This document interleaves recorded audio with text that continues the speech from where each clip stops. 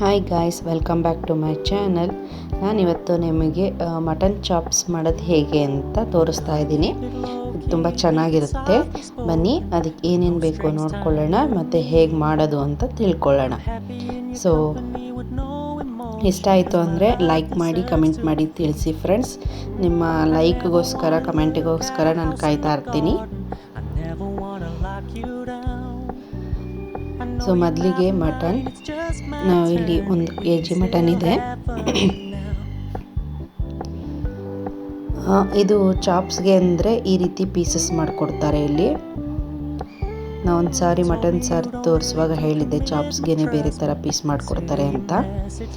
ಮತ್ತು ಇಲ್ಲಿ 1 ಕಪ್ಗೆ ಚಕ್ಕೆ, ಲವಂಗ, ಗಸಗಸೆ ಮತ್ತು ಕಾಳುಮೆಣಸನ್ನ ನೆನೆಯಕ್ಕೆ ಇಟ್ಟಿದ್ದೀವಿ. ಕಾಳುಮೆಣಸು ಸ್ವಲ್ಪ ಜಾಸ್ತಿ 2 ಸ್ಪೂನಷ್ಟು ಬೇಕು. ಚಕ್ಕೆ, ಲವಂಗ ಎಲ್ಲ ಸ್ವಲ್ಪ 1 ಸ್ಪೂನ್, ಗಸಗಸೆ 1 ಸ್ಪೂನು ನೆನೆಯಕ್ಕೆ ಇಡಬೇಕು. ಸ್ವಲ್ಪ ಅದು ರುಬ್ಬುವಾಗ ಕ್ಲೀನಾಗಿ ನುಣ್ಣಗಾಗಲಿ ಅಂತ. ಸೊ 1 ಕಪ್ಪಷ್ಟು ತೆಂಗಿನ ತುರಿ, 1 ಕಪ್, 1 ಹಿಡಿಯಷ್ಟು ಬೆಳ್ಳುಳ್ಳಿ,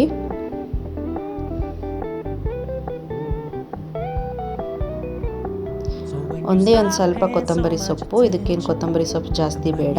ಶುಂಠಿ 2 ಇಂಚಷ್ಟು, ಒಂದೇ 1 ಟೊಮ್ಯಾಟೊ. ಇದಕ್ಕೆ ಈರುಳ್ಳಿ ಹಾಕಲ್ಲ ಚಾಪ್ಸ್ಗೆ. ಸೊ ಇವಾಗ ಮಿಕ್ಸಿ ಜಾರ್ಗೆ ಎಲ್ಲನೂ ಹಾಕ್ಕೊಳ್ಳೋಣ. ಕೊತ್ತಂಬರಿ ಸೊಪ್ಪು, ಶುಂಠಿ, ಬೆಳ್ಳುಳ್ಳಿ, ಟೊಮ್ಯಾಟೊ ಎಲ್ಲನೂ.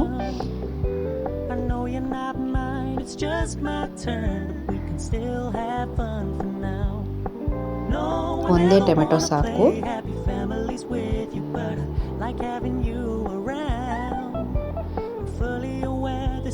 1 ಹಿಡಿಯಷ್ಟು ಬೆಳ್ಳುಳ್ಳಿ,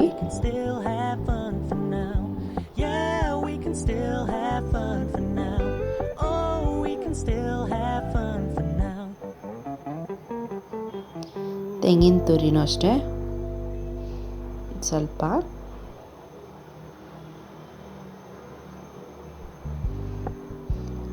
ಒಂದು 4 ಹಸಿಮೆಣಸಿನ್ಕಾಯಿ. ಹಸಿಮೆಣಸಿನ್ಕಾಯಿ ಇದ್ದರೆ ಟೇಸ್ಟ್ ಚೆನ್ನಾಗಿರುತ್ತೆ ಅಂತ 4ರಿಂದ 5. ಒಣಮೆಣಸಿನ್ಕಾಯಿ 7. ಇಲ್ಲಾಂದರೆ ನೀವು ಖಾರದ ಪುಡಿ, ಖಾರದ ಪುಡಿ ಇದ್ದರೆ ಅದನ್ನು ಕೂಡ ಹಾಕ್ಕೋಬೋದು ಒಣಮೆಣಸಿನ್ಕಾಯಿ ಬದಲು. ನಾವಿಲ್ಲಿ ಹಸಿಮೆಣಸಿನ್ಕಾಯಿ ಮತ್ತು ಕಾಳುಮೆಣಸು ಹಾಕಿರೋದ್ರಿಂದ ಸ್ವಲ್ಪ ಖಾರ ನೋಡ್ಕೊಂಡು ಹಾಕ್ಕೋಬೇಕು. ಇದು ಸ್ವಲ್ಪ ಸ್ಪೈಸಿನೇ ಇರುತ್ತೆ, ಟೇಸ್ಟು ಚೆನ್ನಾಗಿರುತ್ತೆ. ಸೊ ಇವಾಗ ಇದನ್ನು ಚೆನ್ನಾಗಿ ರುಬ್ಕೋಬೇಕು, ನುಣ್ಣಗೆ ಪೇಸ್ಟ್ ಆಗಬೇಕದು. ಇವಾಗ ಸ್ವಲ್ಪ ಪೇಸ್ಟ್ ಆದಮೇಲೆ ಅದಕ್ಕೆ ಧನಿಯಾ ಪುಡಿ ಆ್ಯಡ್ ಮಾಡ್ತಾಯಿದ್ದಾರೆ 3 ಸ್ಪೂನು.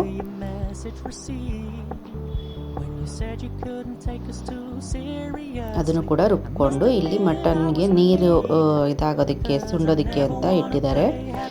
ಸಾಲ್ಟ್, ಮಟನ್ ಮತ್ತು ಅರಿಶಿನ, ಸ್ವಲ್ಪ ಅರಿಶಿನ.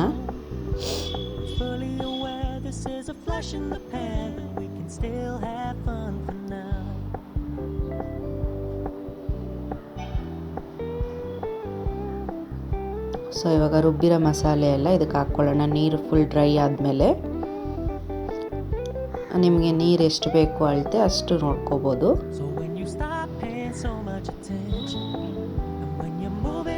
ಇದು ಸ್ವಲ್ಪ ಗಟ್ಟಿಗೆನೇ ಬರುತ್ತೆ ಸಾಂಬಾರು. ಗಸಗಸೆ ಎಲ್ಲ ಹಾಕಿರೋದ್ರಿಂದ ಅದ್ರ ಫ್ಲೇವರ್ ಎಲ್ಲ ತುಂಬ ಚೆನ್ನಾಗಿರುತ್ತೆ.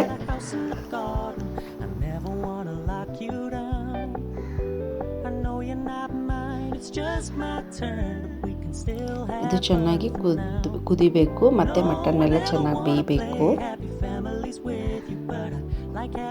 ನಮಗೆ ಇಲ್ಲಿ ಮಟನ್ ಚೆನ್ನಾಗಿ ಸಿಗುತ್ತೆ, ಸೊ ಏನು ಕುಕ್ಕರ್ಗೆ ಹಾಕೋ ಅಷ್ಟು ಅವಶ್ಯಕತೆ ಇಲ್ಲ. ಹಾಗೇ ಪಾತ್ರೆಯಲ್ಲೇ ಬೇಯುತ್ತೆ. ಇಲ್ಲಾಂದರೆ ನೀವು ಇದನ್ನೆಲ್ಲ ಹಾಕಿ ಕುಕ್ಕರ್ ಕ್ಲೋಸ್ ಮಾಡಿದ್ರೂ ಸಾಕು. ಒಂದು 3-4 ವಿಸಲ್ಸ್ ಮಾಡಿಕೊಂಡ್ರೆ. ಸೊ ನೋಡ್ಬೋದು ಚೆನ್ನಾಗಿ ಕುದೀತಾ ಇದೆ. ಮಟನ್ ಕೂಡ ಬೆಂದಿದೆ. ಇಲ್ಲಿ ಕೈಮಾಗೂ ಅಷ್ಟೇ ತುಂಬ ಚೆನ್ನಾಗಿ ಕಟ್ ಮಾಡಿಕೊಡ್ತಾರೆ ಕೈಮಾಗನು.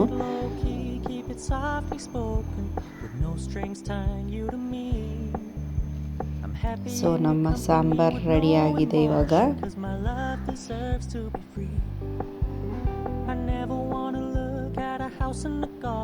ನೀವು ಒಂದ್ಸಲ ಟ್ರೈ ಮಾಡಿ ಹೇಗೆ ಬಂತು ಅಂತ ನನಗೆ ಕಮೆಂಟ್ ಮಾಡಿ ತಿಳಿಸಿ ಫ್ರೆಂಡ್ಸ್.